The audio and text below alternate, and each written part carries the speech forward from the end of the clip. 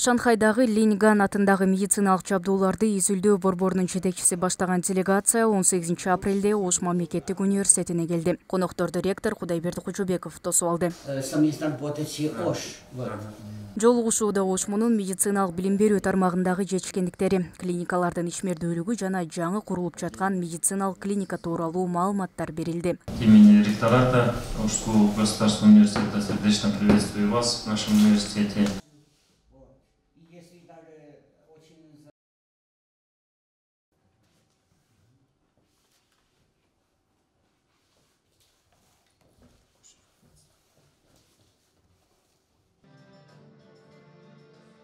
Договор продлится на 3 года. Бул кызматташтык аркылуу Ошмунун дарыгерлеринин тажрыйбасын арттырып, оор операцияларды заманбап ыкмалар менен жүргүзүүгө шарт түзө алабыз.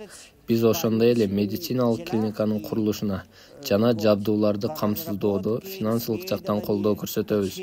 Окуу жай менен бирге илимий долбоорлорду ишке ашырууга даярбыз.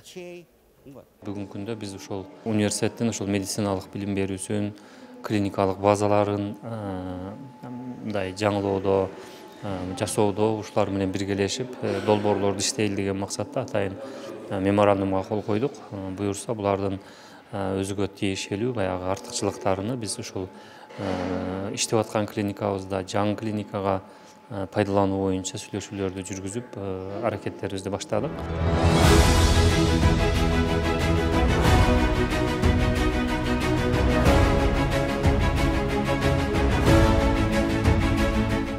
Иш сапардын алкагында Ошмунун клиникасында 2 жаңы заманбап медициналык обочо, интенсивдүү терапия жана рентген эндоваскулярдык хирургия обочолору расмий түрдө ачылып пайдаланууга берилди.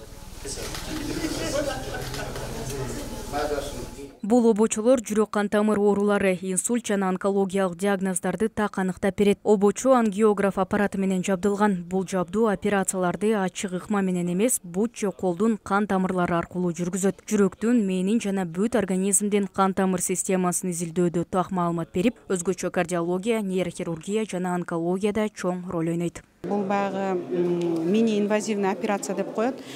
Эч жерин кеспейт, колдун же буттун тамыры менен кирип эле диагнозду аныктап туруп, анан кийин сразу эле дарылап чыгып кете турган обочобуз. Жанында дагы интенсивдүү терапия обочобуз ачылды. Ал жерде ушул ангиограф коронарографиядан кийинки 1 сутка же 2 суткада жатып туруп, анан кийин үйгө чыгып кетсе болот. Жүрөк-кан тамыр ооруларына байланыштуу көйгөйлөр менен буга чейин кайрылгандар болгондуктан обочолор расмий ачыла электе эле 5 жаранга ийгиликтүү операция жасалган. Учурда бейтаптар жандандыруу бөлүмүнөн чыгарылып, палатага которулушкан. Негизи бул аппаратта биз бүгүнкү күндө 5 операция өткөздүк.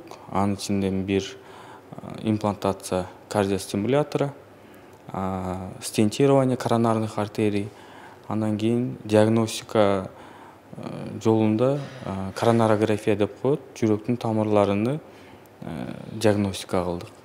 Ачылыштын соңунда Өзгөндөгү Марат Разаков атындагы жатак мектебинин 4 окуучусу Ошмуга келип, университет менен жакындан таанышты. Мектеп окуучулары окуу жайдын медициналык билим берүү тармагындагы ийгиликтеринен таасирленгенин айтып, бул жерге окууга тапшырарын билдиришти. Биз бүгүн 4 окуучу болуп келгенбиз. Бул Ошмуну тандагандар жалаң.